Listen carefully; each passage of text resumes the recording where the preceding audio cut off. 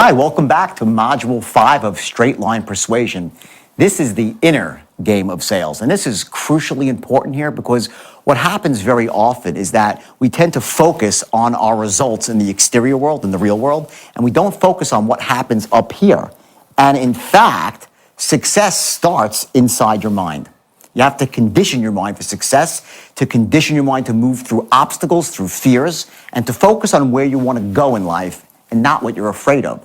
See, so many people out there, they have a tendency to live in the problem versus in the solution. So what we're doing here in this module is we're giving you some very powerful tactics, some very powerful techniques that will allow you to develop a laser-guided focus on your outcome, on where you want to go. And you're going to learn some words that are very destructive, things like the word should and the word problems that tend to disempower people. And you're going to learn a process called reframing, where you actually can take those words and apply a new meaning to them that propel you to taking action versus keep you in a box and stop you from taking action. I will tell you this, there's a lot of metaphors that I use in this module, and I want you to focus on the metaphors because what they really do is they're going to link up your past experiences in your own life and allow you to really see how, without knowing it, your mind has worked against you and stopped you from being all that you can be, not just in sales and persuasion, but in your relationships, maybe with your children, whatever it might be, socially and especially financially. So again, this module here, it's crucial. You're going to learn very basic tools here, but that are very, very powerful. They're all going to be easy to use, which is very important. And before you watch it, I want you to remember one thing here. And you're going to hear this in the module and see it on the DVD. That you are not the mistakes of your past. You are the resources and the capabilities that you've gleaned from your past. That, if anything, is the most crucial distinction in this DVD. And I've used this, by the way, when I work with a lot of kids who are for charity with the Salvation Army, kids who had terrible, terrible upbringings and have insult after insult dealt with them by their parents, by society. Many are addicted to drugs. They're living on the streets. And when I get these kids in a room for a couple of hours and I work with them closely, the core message I get through to them is that everything that happened in your past that was an insult or that hurt you, it now becomes muscle for you to go forward, to get that learning from the past and to get tough, to be able to go forward right now, to move through fear, to move through uncertainty, and to move through self-doubt, most of all, to keep your eye focused on where you want to go. So remember, keep your action book handy, make notes, watch for the metaphors related to your own life, and I'll see you on the other side.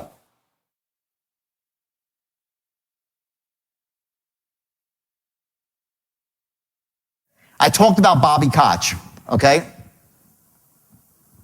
The guy who had an IQ of over Forrest Gump, right?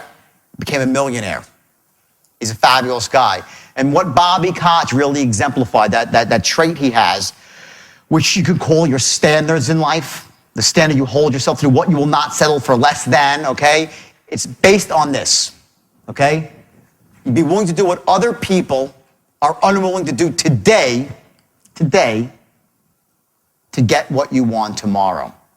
Most people tell you they want to get successful, they want to make money, they want to get ahead in life, but they're not willing to go the extra yard. I told you a couple of stories before, and there was embedded in there was the secret to success. I said to you that when I was 40 years old and lost my money, I went out and knocked on doors till my knuckles bled. No one else was willing to do that. I'm sure some of you were, but where I was, no one would do it. So I cornered the market in that, and I made a fortune. When I decided I wanted to become a speaker, I holed up in my house, just so you know, and not about this stuff. The straight line is I'm unconsciously confident. I can teach this in my sleep. But I'm talking about other stuff. I do wealth creation on a different level, right? When speaking to entrepreneurs, and I had things I needed to learn and hone my own skills. I worked for months and months and months and months nonstop, reading and reading and reading and writing and writing and writing my own thoughts, develop my own language patterns, because I knew that if I wanted to be really, truly successful at the highest level, I had to be the best, and especially the best I could be. Now I'm bearing the fruits of that. But people say, oh my God, you just started this business. You started to be a public speaker last year and you're on this massive world tour. No, I'm not. I didn't start this business last year. Hey, I started when I was 20 years old or 16 years old hustling ices on the beach. Who here's been a hustle since they're a teenager? Raise your hand. I bet you a lot of you are. Exactly. Okay, I know. I was out sharing war stories with my class, and he's telling me stories. He's hustling gold watches, Rolex. He's 16 years old. He's out there in Canal Street. And I get it. I get it. That's why he's successful. That's why you're successful. That's why you're successful. Okay, because you've been doing to do what it takes. Caveat, that's ethical, doesn't harm somebody else. That's productive to humanity. You do whatever it takes to become successful. So I'm going to teach you now. We're going to go into the straight line, okay, the actual mechanics of it and the language patterns, okay? And I want you to understand that for some of you, it's going to take some work because, you have your language skills are a bit lower down on the totem pole right now. You're not natural closers, so some things might take time. But if you want to be successful, and I promise you, so if you're the sort of person that's going to struggle a bit, don't worry. The beauty is in the struggle. The beauty's in the struggle. Once you get there, it's great, you enjoy it, but the beauty's in the struggle. That's the way life is. I told you the first word that's the most destructive in the English word was what? Should, right? Should. What should you? When you shit all over yourself. That's what you do. Okay, it's the procrastinator's favorite. I should have went out. I should have done my taxes. Oh, shit, I got to do my taxes. I should have done this. I should have done that. And they don't do anything. That's should. The second most destructive word in the English language is this.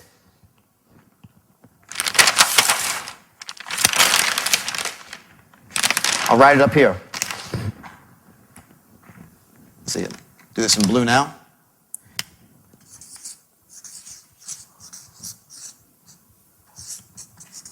Problems. Everybody's got a freaking problem. Problem. Everyone's got problems, right? What a load of crap this word is, problems. I want you to wipe this word out of your language patterns, okay, and replace it with this word.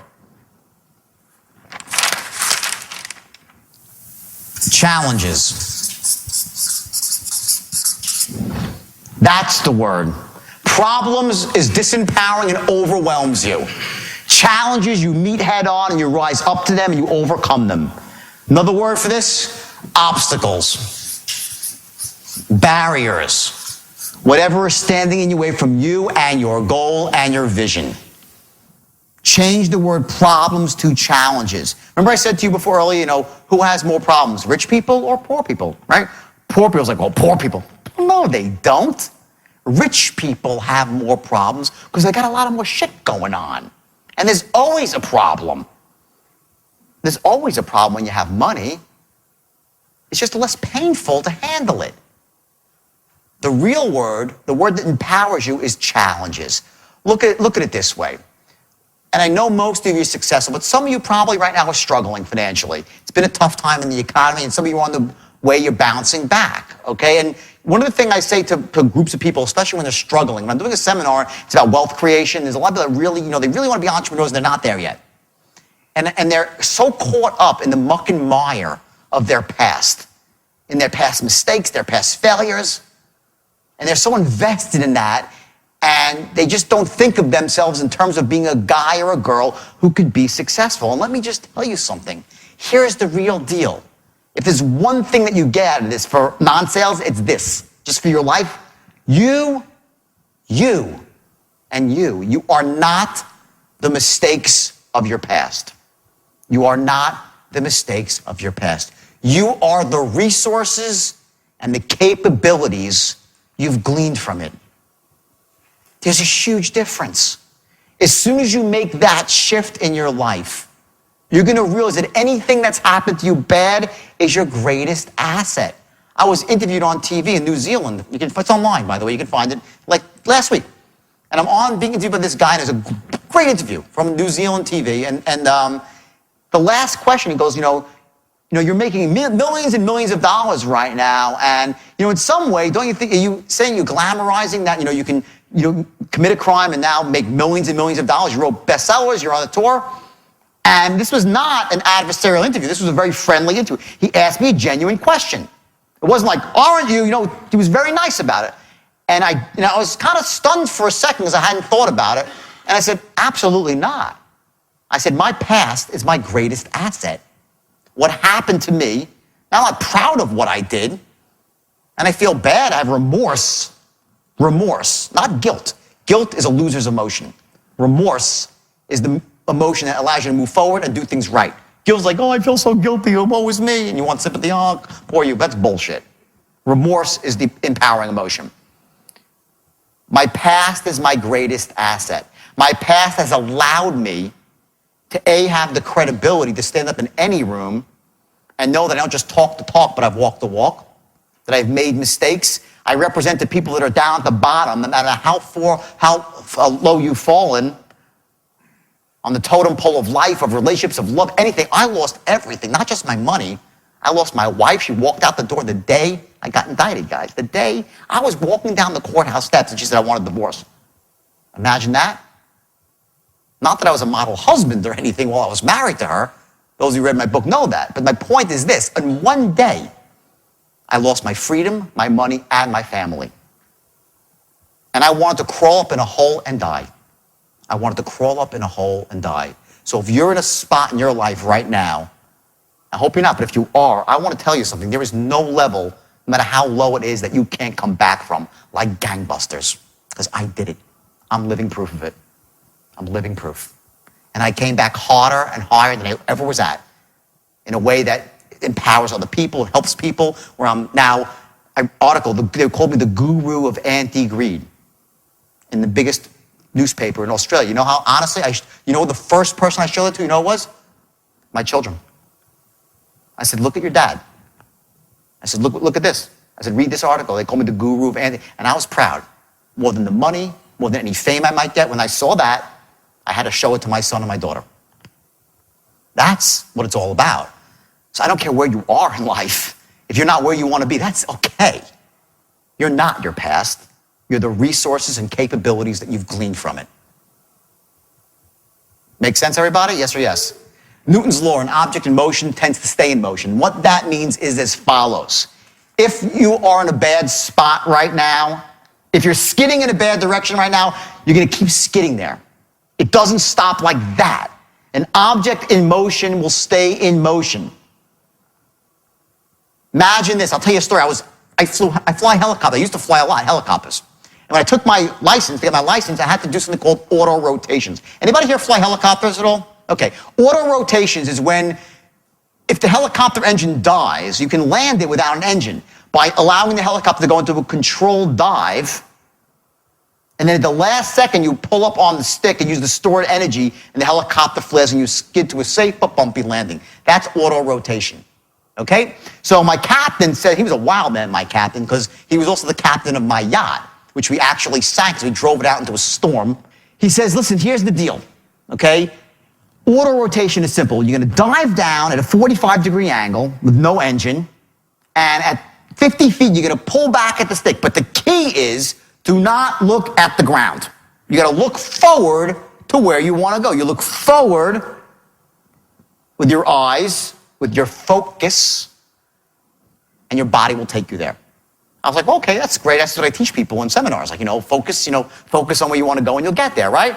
Great. We go up, and sure enough, we had to actually turn the engine off.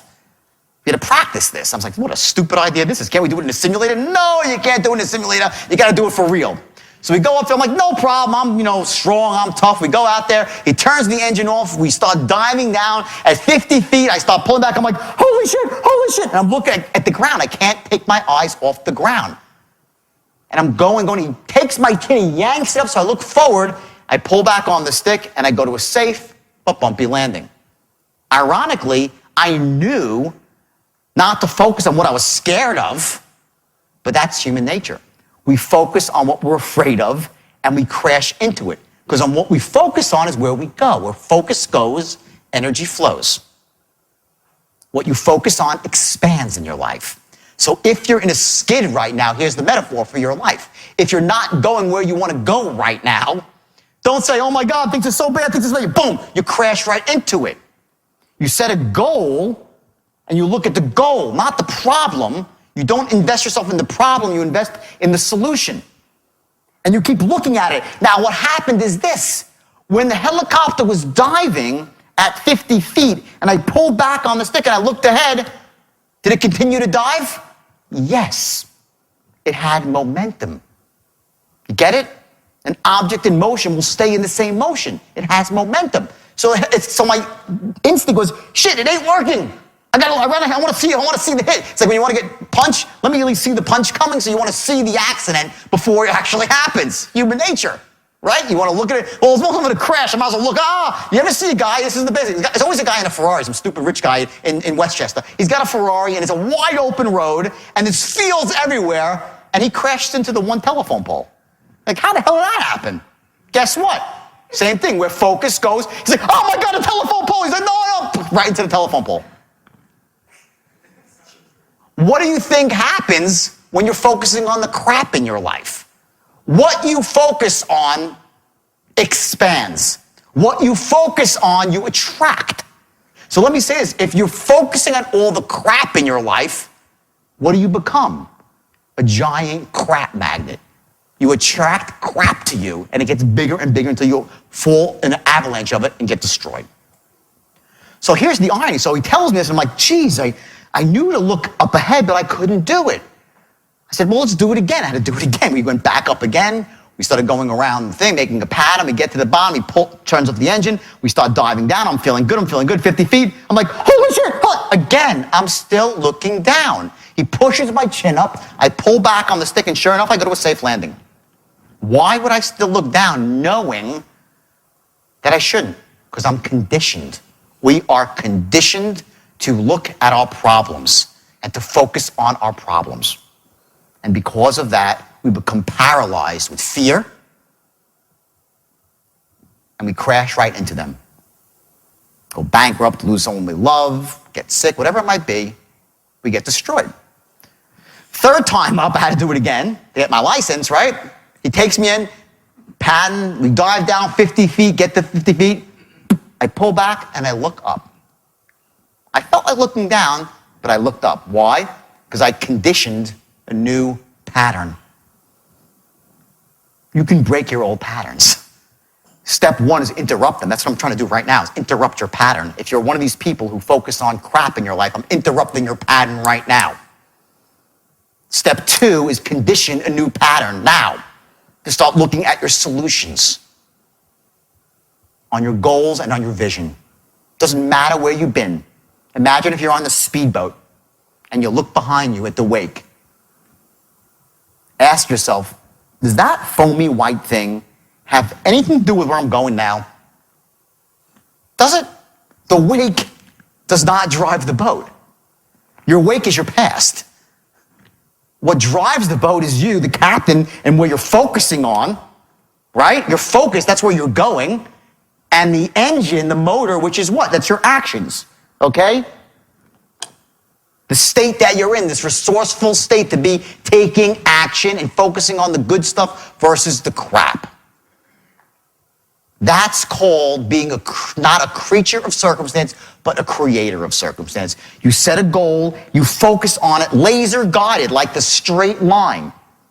When someone walks in the door, if you're a salesperson, on the phone, your focus is on the close. Everything else is all the noise in between. It's life. So you condition a new pattern and you move forward. It's as simple as that. At the heart of it all, and I'm going to move on past this stuff, self-development, at the heart of it all, but I need to give you this stuff too, because it's really important for sales, especially when you're in an up and down business, and one day it's great, next day it's a disaster. And I want to just share some distinctions with you that can help you manage the way you feel as a salesperson, as a human being, moment to moment. Because what a state does, your state, I'm talking about your physiological, emotional state, how you feel now.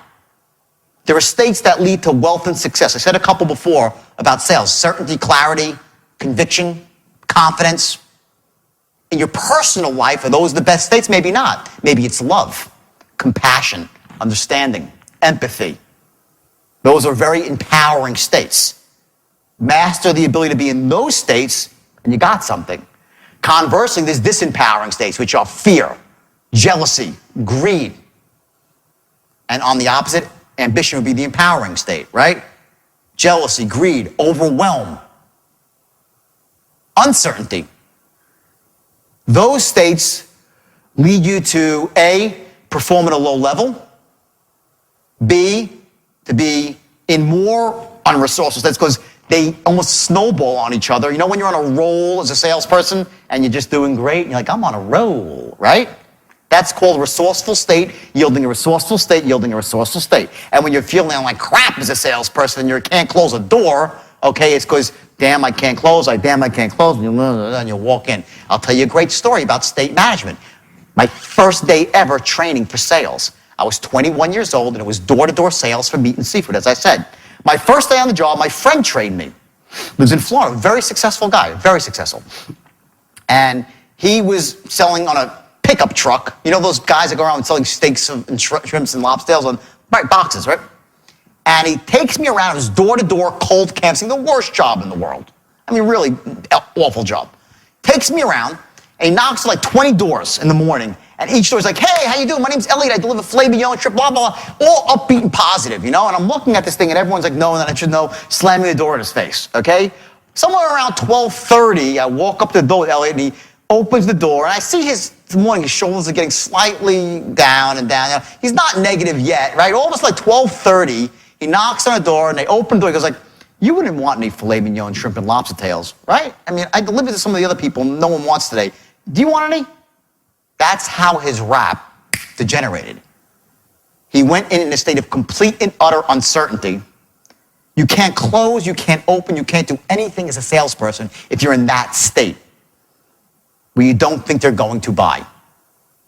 You cannot do anything meaningful in that state. And I watched it before my eyes, a salesperson, and you must see this if you're in, especially if you're a sales manager and you're sitting in an office, you see someone that's not doing well, and you watch them, they just sink and sink and sink, and they pick up the phone, they're like, hi, it's so-and-so calling from XYZ company. You really wouldn't want any of my product, would you? Not going to close a lot like that. That's the ability to manage your state. It's how you act in the moment. So you might be the best salesman in the world, but how are you right now? Can you close right now? You might be the best parent in the world, but if you're in a state of impatience, how great of a parent can you be? You might have read all the books on parenting. You might love your kids to death, but if you're in a disempowered state of impatience and overwhelm, can you parent? Yes or no? You can't. You might be the greatest closer in the world, but you're in a state of absolute uncertainty. Can you close? They pick on that up in a second. They pick up on it in a second. The state you're in the moment, dictates your success or failure. There's one thing in life, a distinction that can really get you ahead. It's the ability to manage your state. Bar none. That's number one. How our brain makes sense of the world, okay? We do three things, okay, in this room right now. You think you're seeing the whole room, but you're not. What you're doing is you're deleting, distorting, and generalizing everything around you to make sense of the world. Write that down. You delete, distort, and generalize. I'm going to give you a very quick exercise here so you can see the power of this. And I want everybody right now to close their eyes. And with your eyes closed, please, everyone close your eyes for this exercise, just for a couple seconds. And I want, with your eyes closed, I want you to, okay, clear it out completely now so you see nothing. Just nothing. Go for blankness right now. Okay? Okay? Okay? Now I want you to open up your eyes, okay? And I want you to look around the room for blue. Look for blue, look for blue, look for blue, look for blue, look for blue. As much blue as you can possibly find in this room. Look for blue, look for blue, look for more blue. Now stop and close your eyes, okay? With your eyes closed, I want you to think of everything in the room that's red.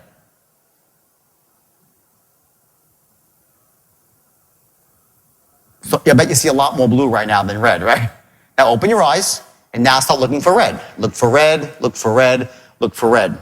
Look for red, look for red, look for more red. Okay, great. You see a lot more red now that you're looking for it. Carpet's red, right? Her shirt is red, right? The exit sign is red. The Coca-Cola, the bottom of the top is red, right? Anyone else see any red? Who sees red? The chair is red, okay? Anything else red? Anyone else see red? Got the carpet, what else? Anything else is red in the room? Keep going. There's got to be more red in this room. Exit sign said the exit sign. Anything else is red? Okay, there we go. Bingo! Okay, he said it. He said the chair is red. Is the chair really red, though? Barely. It's almost pinkish, the chair. But because he's looking for it, you know what happens? You start making shit up to be right. It happens every time. It's really more pink than red. It's not red. It's almost, maybe it's red. It's like, well, why not red? Sure, I'm looking for it. So let me ask you this. What happens when you start looking for problems? You'll start making them up if they ain't even there. That's the power of deletion. Conversely, what happens when you're focusing on your goal and your vision? You start seeing every opportunity that comes your way.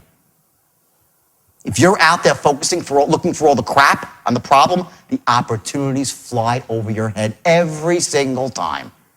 You delete them out. There's a portion of your brain called the RAS, the reticular activating system. And what it does, it decides what you focus on and what you ignore. Because you can't focus on everything around you. There's too much data. Right now you're focusing on me, maybe that, maybe the person to your right, everything else. You're not feeling it. You don't hear the beating of your heart in your artery over here by your ear. You don't hear the hum of the air conditioner. Now you do. I ignited your RAS. You don't hear that wriggling of his paper, or maybe you did, but if you heard that, you weren't hearing the air conditioner. You can't hear it all. You just can't. Your unconscious mind gets it all. It absorbs it all. Because it's much more powerful than your conscious mind. And you start getting stuff in there. You don't even realize it's there. When you delete out solutions in your life, you're never going to get ahead. That's why setting goals and having vision is so important. So you delete, okay, number one. Second thing, you distort. This is a classic. Distort stuff. I always love when it's men and women fighting with each other. You know, a guy fights with his wife. He calls up his friend. He goes, my wife is the biggest ass in the world. I can't. She always henpecks me. She's always got a problem. She never understands me. Words like always, never, biggest. We distort the truth to make always. Every human being does this. And then what does your friend say? I know exactly what you mean. They're all like that. They're all. And then the woman calls up her friend, my husband is the biggest ass. He doesn't see me. He doesn't understand me. Never sees me, never understands me. And I know no men, they're all like that. We do. Men and women, it's both sexes do that. We distort everything. We make the things that are good really good, and the things that are bad are really, really bad. We delete, we distort, and lastly, we generalize. We look to make patterns. To understand these three things when you're closing, the reason why I'm saying this, you're going to start to learn how to use this to close. Because when you get people seeing things a certain way, you ignite their RAS, they will delete out the problems. Distort to allow themselves to wash in the positive emotions of your product. 3, to generalize, that because you sound good and seem honest and all this stuff, you are. You are. You're not like the rest of them. You generalize. You use these things as very powerful tools to motivate yourself and motivate other people to buy. But again, never do this in a way that disempowers somebody else. Don't get them to falsely associate into a good benefit if it's not really there for them. If it is there, you ought to. You really shame on you if you don't allow someone to really feel the benefit of a product. You're not doing your job. Shame on you. Likewise, if they're all focused on the negative, you don't move them to the positive, no one can live like that in the negative, right? You do your job, but don't do it in an evil, underhanded way, okay? And that's the ship right there that I should have shown earlier, okay? And that represents, okay, with you at the helm controlling your destiny towards your goal, right? If that ship leaves Tampa and sets sail for Spain, and there's a captain at the helm, what percentage of the time will it reach Spain? Like 99.9, right? Almost always, unless something really bad happens. Okay? Now imagine that ship going to Spain without a captain, going randomly. What's the chances of it reaching its goal? Like 0. Won't happen. Okay? I want you to imagine every sail that you make from this point forward has a goal. From the time you start the sail, it has a goal, and the goal is going to be the close, okay? The 3 ways of managing fear. Number 1, pretend it doesn't exist. You ignore it. This is what people who really live life at the lowest level, they're all employees. They never own a business. They don't sell on commission. They never get ahead in life. They're creatures of utter circumstance. They say, I'm not scared of anything. They don't pretend I'm not scared. No, it's not fear that's holding me back from taking action. It's not fear that stops me from being a commission-based salesman. It's not fear that stops me from opening my own business. No, it's my story. And they have a story about why they don't have what they want in life. And that's what holds them back from getting what they want in life. It's your fear. This is what holds you back. Plain and simple. That's strategy 1. They ignore it and they live a completely disempowered existence. This is the next way to manage fear. You act in spite of fear. This is what I did for many, many years. When I first started, and I still struggle with it today, by the way. I bet most of you in this room probably live this way. You're scared to hell, but you still act. You're scared to fail, but you act. You're scared to do something, you act. You're scared to go up to a grown bar, but you do it. When you live this way, you become very wealthy, but very miserable. You become anxious. You feel anxiety. Because what's happening is you're scared to do stuff. You're scared about your outcomes. You live in fear, but you act anyway. You don't let it disempower you, but you let it give you those terrible feelings inside of anxiety. I lived this way for many, many years. When I first met my girlfriend, she's like, I have never met a guy like you. You are just not scared of anything in terms of business and success and finish. You're not scared of anything. You go out and do it. I'm like, whoa. I said, no, I'm really scared. I just don't let it stop me. There's a difference. Of course I'm scared. I just act. That's not the best way to manage fear. The best way to manage fear is this, is to understand it and accept it. This is how you really manage fear and live an empowered life with positive emotions, not just money, but you live your life at a higher emotional level. And what that really means, when I say understand it and accept it, what it means is this, is to just accept the fact that most of the fears that you feel are smokescreens for deeper fears. And there's 2 fears that have really run deep for all human beings, and I'll tell you what they are. And the first is that in some way, on some level, you're not enough. You're just not enough. You're perceived by people that you love and like, you're not enough. You don't measure up. I had that fear my whole life. And I worked really, really, really hard to measure up, which is difficult when you're 5'7". Maybe 5'6 3/4. But either way, okay, I worked my whole life to measure up because in my mind, I felt like whatever it is, like, I wasn't enough. Okay? And I worked really, really hard. I don't know why I felt it, but I just did. I'm just being honest with you. And guess what? If we've all felt this way. If you're lying, if you're saying, no, not me, of course you did.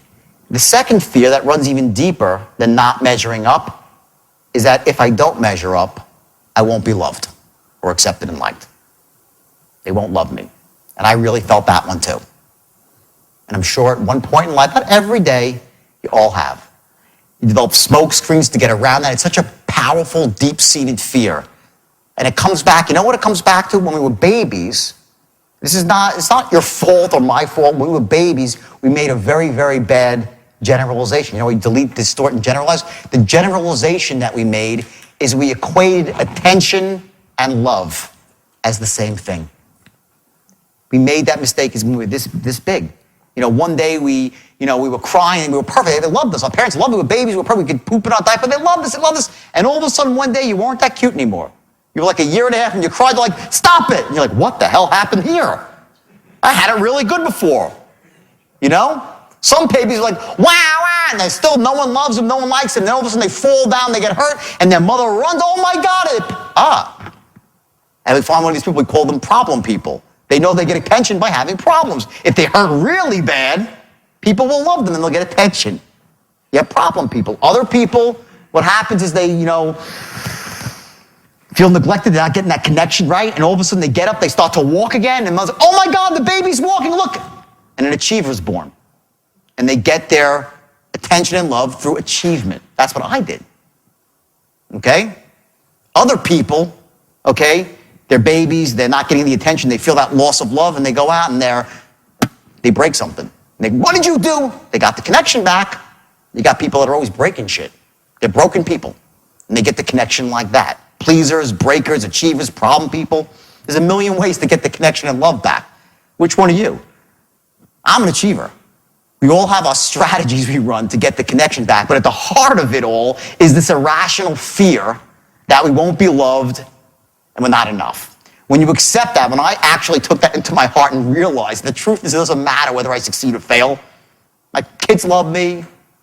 My significant other loves me. My parents love me. My friends will love me. Once I got to that point, it allowed me to then operate at the highest level and feel good about it and not be miserable every single day about my outcome. You follow that concept? Okay, it becomes much different then.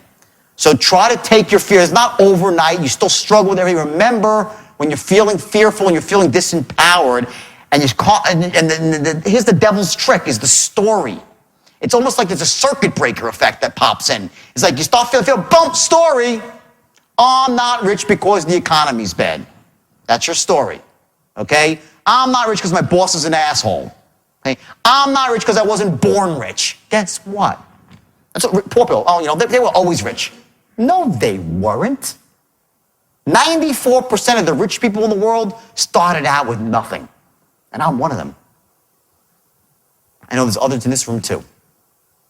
Okay, so it's all excuses, it's all crap, okay? The system basically works, okay, it's the bottom line. You have to sell yourself, not just on the straight line, but on your own life, okay? When you focus on your life every day, you look at the successes, not the failures. I will tell you, and I had dinner with Mike last night, and we talked about this. It was very funny. He's like, God, I can't tell you how many failures I've had in my life. He started raffling with 12 businesses, fail, right? But at the end, and this is two guys talking about it in conceptual terms, right? To understand human performance, right? But I can promise you this, that when I go out into the world and I'm thinking and acting, I'm only remembering my successes. I don't invest myself in my failures. At the end of the day, it's the successes that you celebrate and you build on them. If you set a goal, I assure you this, and you will set goals today, I assure you that if you set a goal and there's 6 or 7 things required to achieve that goal, you will fail on 4 of them. You will.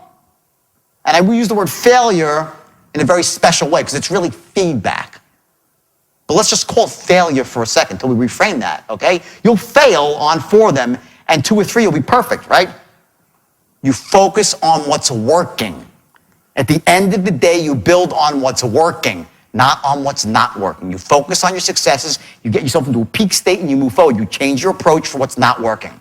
And that's how you move forward in life, okay? We're gonna set right now, okay, 60-day goals. I wanna explain to you exactly what you gotta do here, okay? It's very simple, okay? I want you to set a goal, and I want this goal to be specific for the amount of money you wanna be earning at that point. I want you to break it down into how many sales you need to be closing to get to the point you want as a salesperson. Mostly salespeople here. How many hours a week you gotta be working, or a day. How many dials, whatever it is. I want you to get very specific on exactly what you want. I want you to set your goals, I said, not up at the ceiling. You raise your hand as high as you can and just a little bit more. That's where your goal should be. Reachable, but stretch. The greatest cause, the number one cause of mediocrity in this world is not that people set goals that are lofty and miss them. That's not what happens. Is you set goals that aren't lofty enough and you hit them. And you become average. Average sucks. Average doesn't make it in this world. It just doesn't, especially if you're in sales. You have to set your goals high enough so that they're meaningful when you hit them. Or else you'll set these little goals. Oh, I got my goal, great. Nothing happens. I want you to set goals at that level I spoke about, just above where you're comfortable. And I want you now to take it one step further and take that goal and make it into a vision. I want you to get specific. Write down exactly how you see yourself in 60 days from now, enjoying your newfound prosperity or your increased prosperity. Who will you be talking to? What will you be saying? How do you feel? Did you buy something new?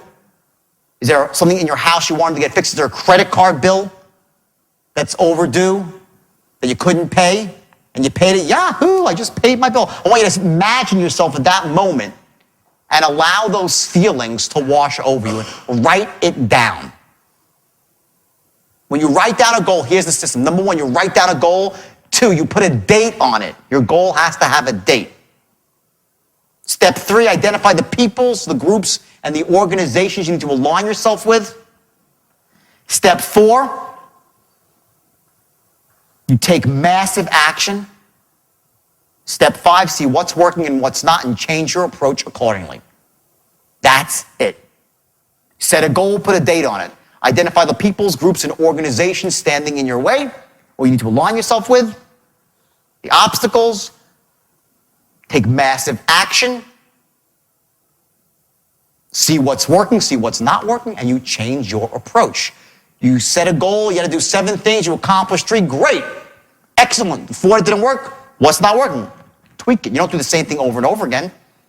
That's the definition of insanity, right? To do the same thing again and again and expect a different result. So I want you to set a goal, and I want you to put a date on it. I want you to get specific how you're going to feel in your personal life, what you can buy, and I want you to, in there, include someone more important to you than yourself. Whether it's your children, your spouse, or your parents, someone more important to you than yourself, and I want you to write something that you could do for them for achieving this goal. It should be no more, this whole thing should be no more than a page. Just 1 page. I want to make it specific with language. Doesn't matter if you're a good writer or a bad writer. Doesn't matter. Just make it specific for language. No one's going to see this goal but you. I'm not going to ask you to read these out loud. They're for you. They're only for you. But what I am going to do is I'm going to ask you to take them and put the bullets on a little card and carry it around with you for the next 60 days. I want you to carry your goals around with you. And on top of your goals is going to be your vision. I'm going to ask you to put your goals and your vision on your screensaver for your telephone. So every time you pick up your iPod or your iPhone or your BlackBerry, whatever it might be, you see your goal. Because what it does is it ignites your RAS. And you start seeing all the red and not the blue. You start seeing all the opportunity and all the positives and not the negatives. And you soar. So what do you think of Module 5? For my money, Module 5 is perhaps the most pivotal module of all because that's the one that really gets into selling yourself, your own mindset, getting yourself prepared to accept the rest of the information here and to act on it and to feel good about it, to not go through life in that disempowered creature of circumstance state where you really think the world happens to you, and to live as a creator of circumstance, to know that the actions that you take on a consistent basis will ultimately yield that result, that laser-guided focus. Remember we spoke about Newton's law that an object in motion tends to stay in motion? Well, we know that's true. You heard it on the DVD, and when you've related, hopefully, that metaphor to your own life, you've seen times that you were heading down the wrong path, yet through simple inertia, you just kept walking down that same path. So the idea now is to remember that the most powerful way to break that negative momentum is through massive directed action. So the goal here and the action steps here, there's 2 of them, are going to be number 1, to take one definite, precise action tomorrow. Or if it's still early in the day, then you can take it today. And also, make sure that that action impacts you in persuasion. Don't make it some random action. I want it to be about what you're learning. Secondly, we're going to set 60-day goals here and get serious about this. Remember, you got to put a date on your goals, identify the peoples, groups, and organizations that you need to align yourself with, any skills you need to learn, and then you're going to take that massive action. And when I say massive action, by the way, it could be a baby step, because a series of baby steps together yield massive action. But make sure these baby steps are close enough together to break the negative momentum. And if you take the steps, you take the massive action, I want you to analyze your results, see what's working, what's not working, and you're going to change your plan accordingly. Shockingly, what you're going to find out is there's not that much that's not working for you when it comes to persuasion. And the reason is because you're dealing with a proven system.